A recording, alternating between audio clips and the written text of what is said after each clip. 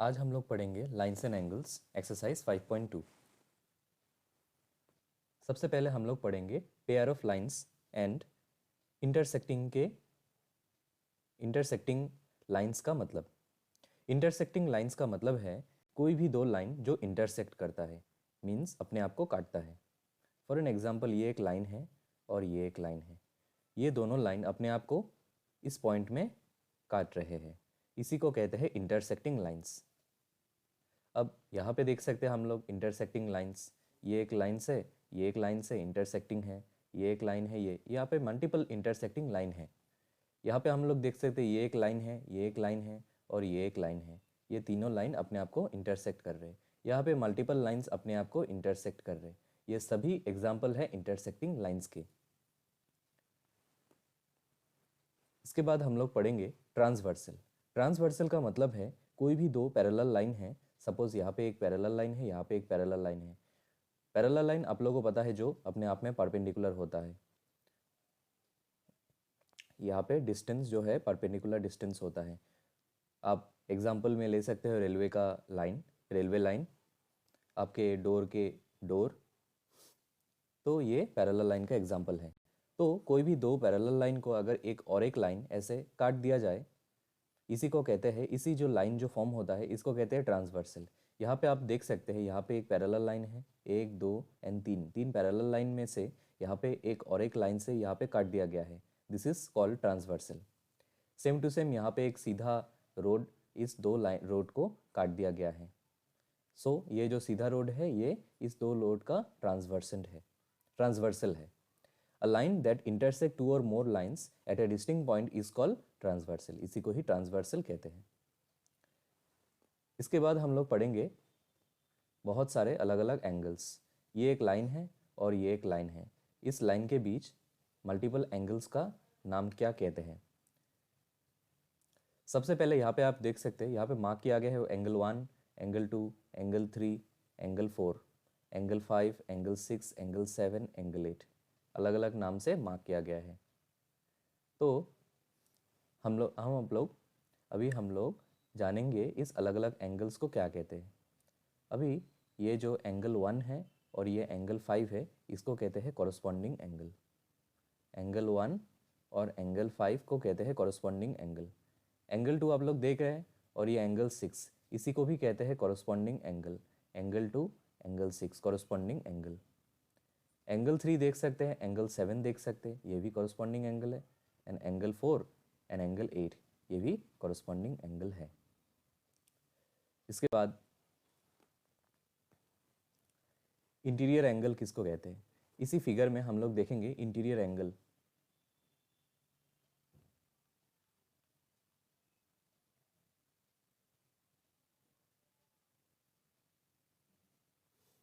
Interior angle, तो interior angle यहाँ पे है एंगल 3, एंगल 4, एंगल 5, एंगल 6, 3, 4, 5, 6। तो ये जो 3, 4, 5 एंड 6 ये इंटीरियर एंगल कहलाते हैं। इंटीरियर मतलब अंदर की तरफ। ये 3 अंदर की तरफ है, 4 भी अंदर की तरफ है, 5 भी अंदर की तरफ है एंड 6 भी अंदर की तरफ है। दैट इज़ वाई इसी को कहते हैं इंटीरियर एंगल। और यहाँ पे एंगल 1, एंगल 2, एंगल 7, एंगल 8 ये बाहर की तरफ है, सो इसलिए इसको कहते हैं एक्सटीरियर एंगल।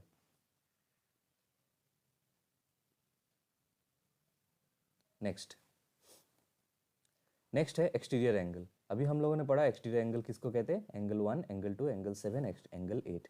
एक्सटीरियर एंगल है ये एंगल 1, 2, 8 एंड 7 बाहर की तरफ है, इसलिए एक्सटीरियर एंगल। नेक्स्ट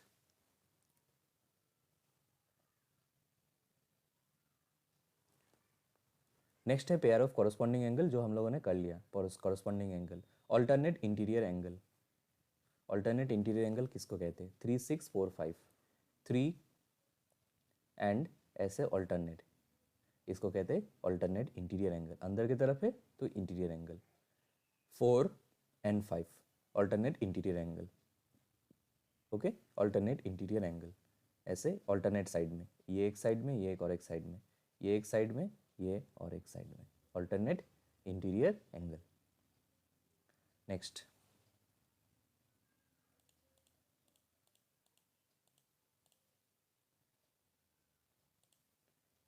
नेक्स्ट है ऑल्टरनेट इंटीरियर एंगल के बाद ऑल्टरनेट एक्सटीरियर एंगल।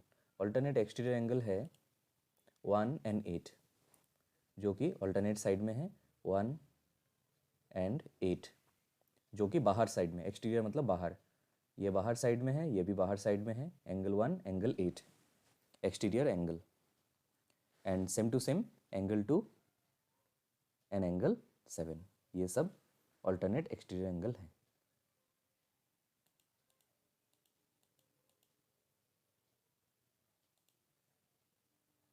नेक्स्ट है pair of interior angle on the same side of the transversal 3, 5, 4, 6। Pair of interior angle, ये एक पेयर ऑफ इंटीरियर एंगल है इनसाइड जो same side में है, 4 and 6 जो कि सेम साइड में है, 3 and 5 जो कि सेम साइड में है और वो इंटीरियर भी है और सेम साइड में है, 4 and 6 जो कि सेम साइड में है और वो इंटीरियर में भी है। Next, try this, name the pair of angle in each of the figure. अभी आप लोगों को ये ट्राई करना है। फर्स्ट आप लोग ट्राई कीजिए, उसके बाद मैं बताता हूँ। आप लोग वीडियो पॉज करके भी ट्राई कर सकते हो।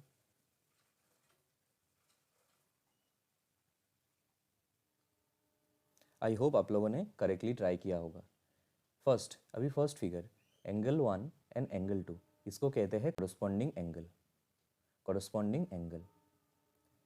एंगल 3 एंड एंगल 4 इसको कहते हैं interior alternate interior angle. Angle 5 और एंगल 6 जो कि इंटीरियर साइड में है एंड सेम साइड में है, सो इसको कहते हैं सेम साइड में जो होता है pair of interior angle on the same side of the transversal, pair of interior angle on the same side of the transversal. Next, 7 and 8 ये है कॉरस्पॉन्डिंग एंगल, 9 and 10 ये है ऑल्टरनेट एंगल, 11 and 12 ये है exterior angle. Next,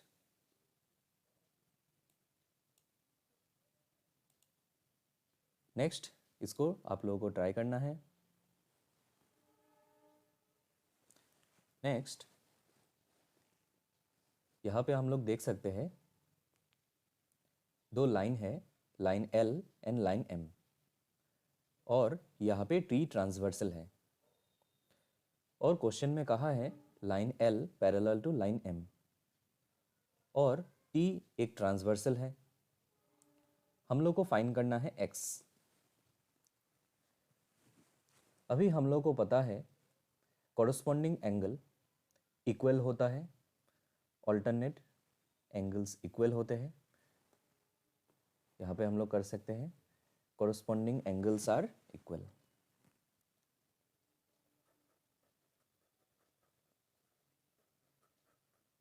corresponding angles are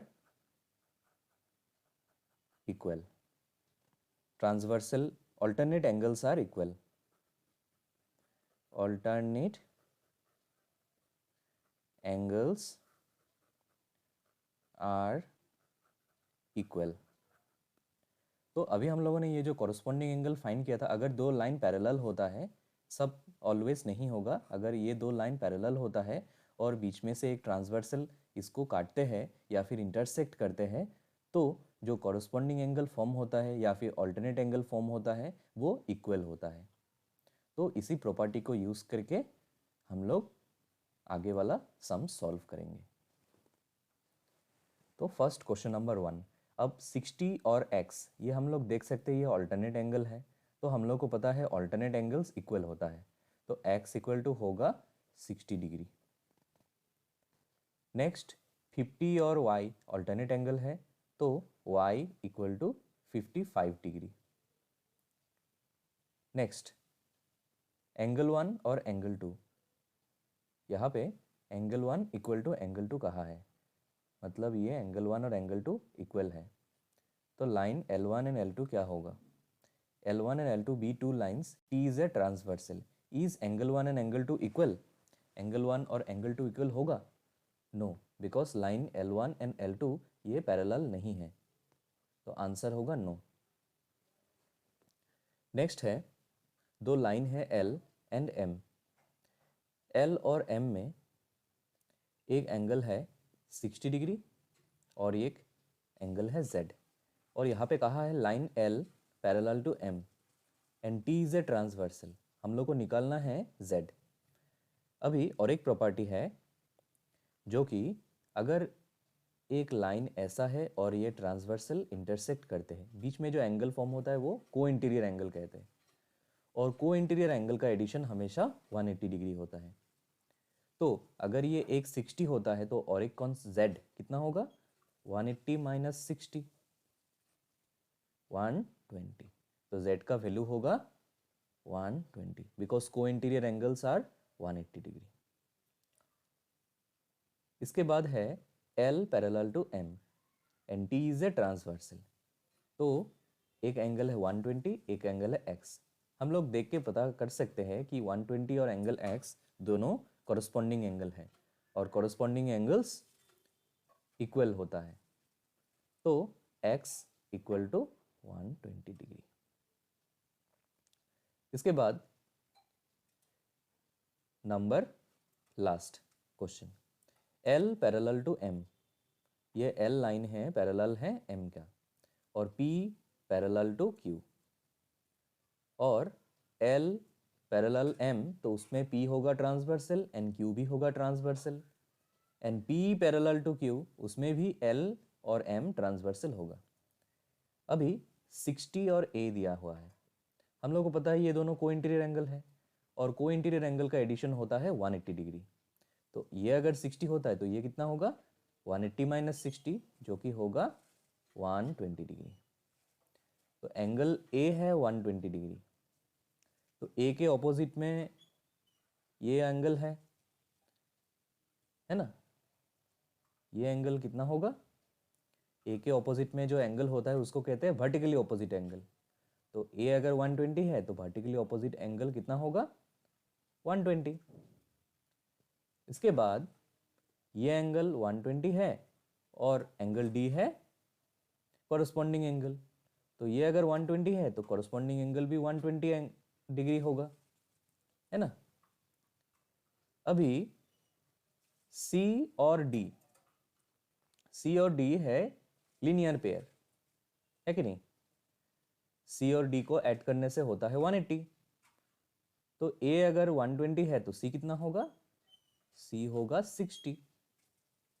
अगर C 60 होता है तो B भी 60 होगा, क्यों, क्योंकि A और B वर्टिकली ऑपोजिट एंगल है। प्रूफ्ड या फिर सॉल्व्ड, हम लोग को पता चल गया। इसके बाद हम लोग नेक्स्ट क्वेश्चन की तरफ मूव करेंगे। अगर किसी को डाउट है यहाँ पे वो मुझे पर्सनली कमेंट कर सकते हैं वीडियो के नीचे। नेक्स्ट इसको ट्राई करना है, आप लोग वीडियो को पॉज करके इसको ट्राई कर सकते हैं।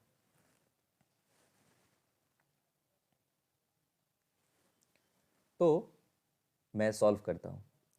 फर्स्ट कहा है क्वेश्चन में, is L parallel to M, L and M क्या ये पैरेलल है। कुछ देर पहले हम लोग को मिला था, अगर कॉरस्पॉन्डिंग दो लाइन पैरेलल होता है, सपोज कोई दो लाइन पैरेलल है तो एक बीच में अगर ट्रांसवर्सल भी आता है तो जो कॉरस्पॉन्डिंग एंगल बनता है या फिर अल्टरनेट एंगल बनता है वो इक्वल होता है। अभी आप लोग देख सकते हैं यहाँ पे 50 और 50 है, और उसका ऑपोजिट वाला प्रॉपर्टी है, अगर कॉरस्पॉन्डिंग एंगल्स इक्वल होता है या फिर अल्टरनेट एंगल्स इक्वल होता है तो दो लाइन पैरेलल होता है, उसका ऑपोजिट वाला प्रॉपर्टी है। तो यहाँ पे हम लोग देख सकते हैं ये एंगल है अल्टरनेट एंगल और दोनों ही सेम है, 50 है ये भी 50 है, तो हम लोग देख सकते हैं कि दोनों अल्टरनेट एंगल इक्वल है। तो इससे प्रूव होता है line L parallel to M, तो ये यस होगा। यहाँ पे ये 50 है और ये भी होगा 50, सॉरी ये 50 नहीं होगा, ये होगा 50 बिकॉज कॉरस्पॉन्डिंग एंगल्स इक्वल होता है। ये एंगल है 50 और इसका कॉरस्पॉन्डिंग ये है है ना। तो अभी हम लोग देखेंगे 30 + 50 कितना होता है 180, जो कि लीनियर पेयर। तो ये भी होगा यस। यहाँ पे 70 and x, if L parallel to M, L और M पैरेलल है तो 70 और x क्या होगा को इंटीरियर एंगल, और दोनों का एडिशन होगा 180 डिग्री। तो 180 डिग्री माइनस 70 होगा 110, तो x का वैल्यू होगा 110 डिग्री। आई होप आप लोगों को समझ में आया होगा। नेक्स्ट, अभी शुरू करते हैं एक्सरसाइज 5.2। हम लोगों ने जो प्रीवियस क्वेश्चन सॉल्व किया था, ये exercise based on previous question है। Question number 1, state the property that is used in each of the following statements. इस स्टेटमेंट में कौन सा प्रॉपर्टी यूज हुआ है? For an example, alternate interior angle property, corresponding angle property, interior angle on the same side of the transversal property. क्या property होगा वो हम लोगों को यहाँ पे लिखना है। क्वेश्चन नंबर 1 कहा है if A parallel to B, A और बी अगर पैरेलल होता है then angle 1 equal to angle 5, angle 1 और एंगल 5 इक्वल होगा। तो हम लोग देख सकते हैं एंगल 1 और एंगल 5 जो कि कॉरस्पॉन्डिंग एंगल है, तो नंबर 1 होगा कॉरस्पॉन्डिंग एंगल प्रॉपर्टी।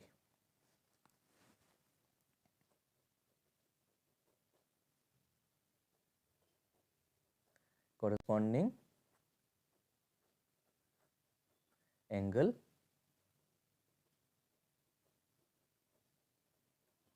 प्रॉपर्टी। इसके बाद number 2, if angle 4 equal to angle 6 then A equal parallel to B. Angle 4 and angle 6 जो कि ऑल्टरनेट एंगल है, एंड ऑल्टरनेट एंगल इक्वल होने से दोनों लाइन तो पैरेलल होगा, हम लोगों ने पढ़ा था प्रॉपर्टीज में। तो ये क्या एंगल है? Alternate interior angle property.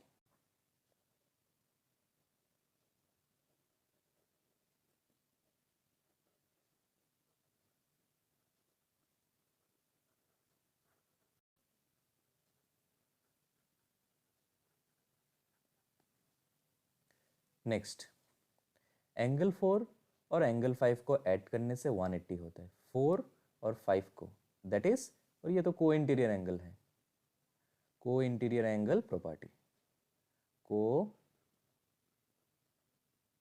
Interior angle property. ठीक है, या फिर आप लोग लिख सकते हो interior angle on the same side of transversal are supplementary.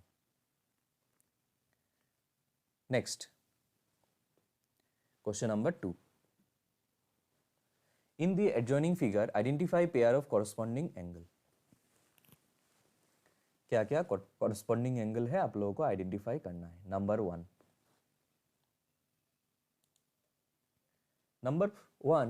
Corresponding angle, यहाँ पे हम लोग देख सकते हैं एंगल 1 और एंगल 5 कॉरस्पॉन्डिंग एंगल है, तो हम लोग लिख लेते हैं angle 1 comma angle 5 corresponding angle है, और 4 और 8 angle 4 comma angle 8 corresponding angle है, और 2 comma 6 angle 2 comma angle 6 corresponding angle है, और एंगल 3 और 7 एंगल 3 एंगल 7 कॉरस्पॉन्डिंग एंगल है। Next, number 2, pair of alternate interior angle. इसके बाद हम लोग देखेंगे pair of alternate interior angle. इसको इरेज कर देते हैं ताकि आप लोग को समझ में इजी हो।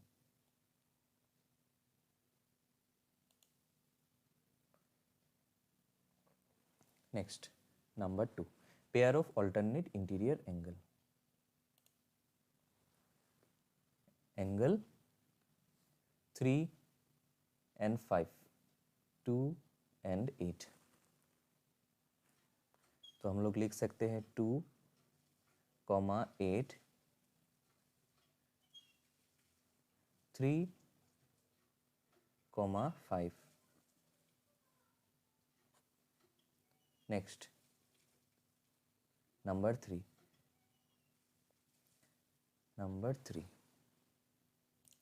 तो इसको इरेज कर देते हैं। नंबर 3 कहा है pair of interior angle on the same side of the transversal.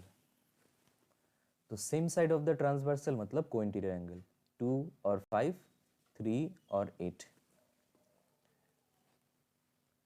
2, 5, 3, 8। Next vertically opposite angle number 4। Again erase कर देते हैं। वर्टिकली ऑपोजिट एंगल है 4 and 2।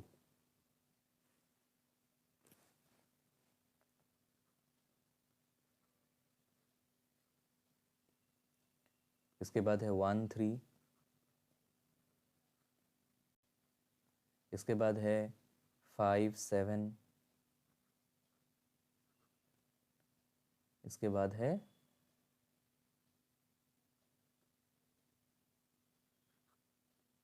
6, 8। Vertically opposite angle. Next question number 3। Question number 3, in the adjoining figure P parallel to Q find the unknown angles. Unknown angle है angle A, B, C, D, E, F। सबसे पहले हम लोग figure से समझ लेते हैं कि कैसे फाइंड करें। अभी एंगल ये है 125 और इसका कॉरस्पॉन्डिंग एंगल है D जो कि होगा 125। अब D का ऑपोजिट में है B जो कि होगा 125। क्यों? क्योंकि वर्टिकली ऑपोजिट एंगल है। इसके बाद एंगल B का कॉरस्पॉन्डिंग में है एंगल E जो कि होगा 125। इसके बाद ये है 125 तो ये C होगा C प्लस D जो कि लीनियर पेयर, तो वो होगा 55। अभी C के ऑपोजिट में है angle A, vertically opposite angle, तो ये भी होगा 55। आई होप आपको समझ में आया होगा। अभी इसको लिखेंगे, कैसे लिखते हैं? एंगल D इक्वल टू 125 जो कि कॉरस्पॉन्डिंग एंगल है। मैं फुल फॉर्म में नहीं लिख रहा हूँ, आप लोगों को समझ में आ गया होगा। इसके बाद angle D equal to angle B equal to 125। क्यों? Vertically opposite angle. Next angle B और एंगल E जो कि 125 डिग्री होगा। क्यों? क्योंकि कॉरस्पॉन्डिंग एंगल है। इसके बाद एंगल C और एंगल D होता है 180। क्यों? क्योंकि लीनियर पेयर है। C का वैल्यू निकालना है, D का वैल्यू है 125 इक्वल टू 180 डिग्री। C का 180 डिग्री माइनस 125 डिग्री सब्ट्रैक्ट करने से होगा 55 डिग्री। सो एंगल C सबका वैल्यू निकल आया। Next question number 4, find the value of x in each of the following figure if L parallel to M। यहाँ पे L और M पैरेलल है और T है ट्रांसवर्सल। तो 110 ये एंगल हो गया और हम लोग बहुत सारे मेथड यूज़ करके इसको कर सकते हैं। ये 110 हो गया, इसका ऑपोजिट ये भी होगा 110। हम लोग को पता है ये और ये को इंटीरियर एंगल है जिसका एडिशन 180 होगा, तो ये 110 होगा तो ये होगा 70, है ना। तो इसको हम लोग एंगल 1 दे देते हैं। तो एंगल 1 इक्वल टू 110 डिग्री। क्यों? Vertically opposite angle. इसके बाद हम लोग को पता है एंगल 1 और x कितना होगा 180 डिग्री, जो कि को इंटीरियर एंगल है, को इंटीरियर एंगल। तो एंगल 1 110 है, एंगल x इक्वल टू 180। तो एंगल x 180 और 110 राइट साइड में जाएगा तो सब्ट्रैक्ट, तो ये होगा 70 degree. So x equal to 70 degree.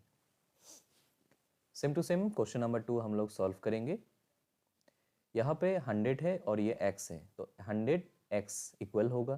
क्यों? x इक्वल टू होगा 100 बिकॉज कॉरस्पॉन्डिंग एंगल है, ये होगा 100।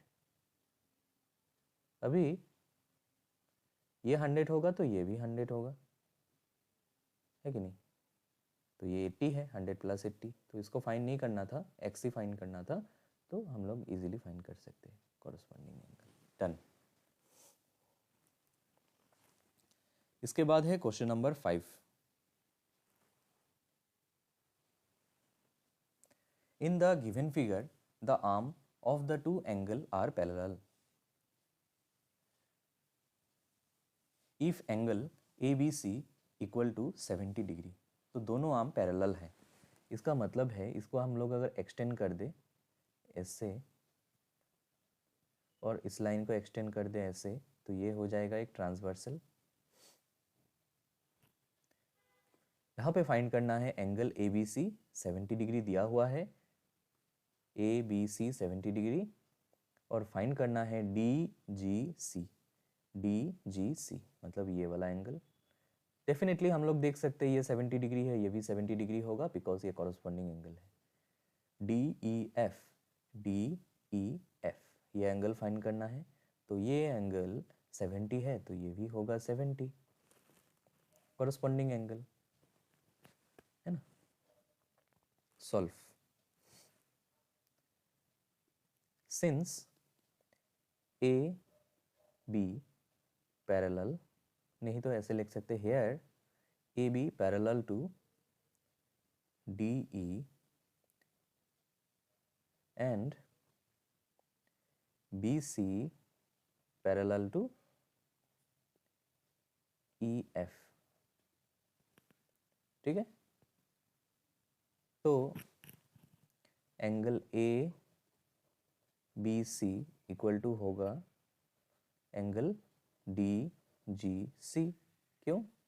Corresponding angle.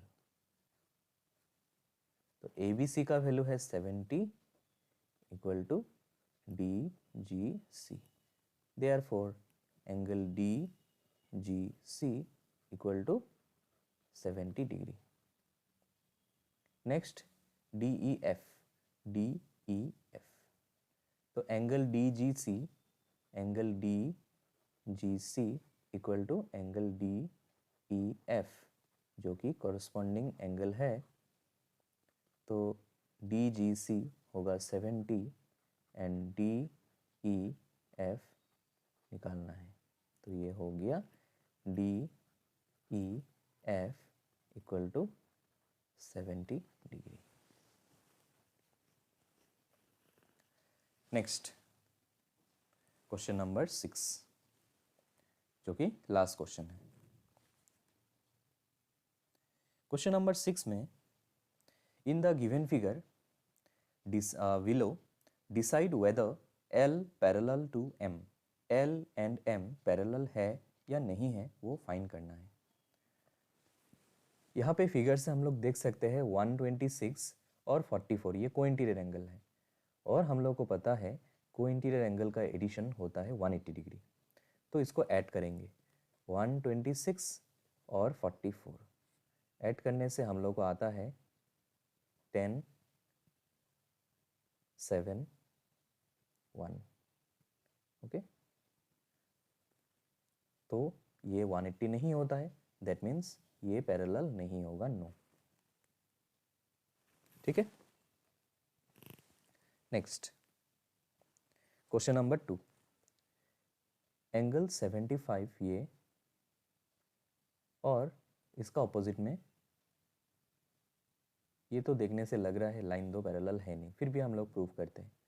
ये 75 है, सपोज ये कॉरस्पॉन्डिंग एंगल होगा 75, तो 75 तो 180 नहीं होता है, तो डेफिनेटली ये नो ही होगा। ये है 57 और 123, ये 57 तो ये भी होगा 57 ऑपोजिट। अभी 123 और 57 को ऐड करने से होता है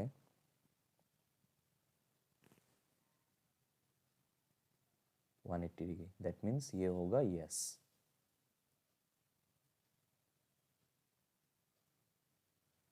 इसके बाद 72 और 98, तो 98 ये कितना होगा 180 माइनस 98, 180 माइनस 98। ओके, तो 180 माइनस 98 82, ये 82 हो गया, बट ये 82 और 72 कॉरस्पॉन्डिंग एंगल है, और बट दोनों मिल नहीं रहा है, ये 72 है और ये 82 है, तो ये भी होगा no, lines are not parallel. तो आई होप आप लोगों को समझ में आया होगा ये चैप्टर क्लियरली। अगर किसी को समझ में नहीं आता है या फिर कोई डाउट है, you can message me in the comment section, I will definitely solve your problem. Thank you.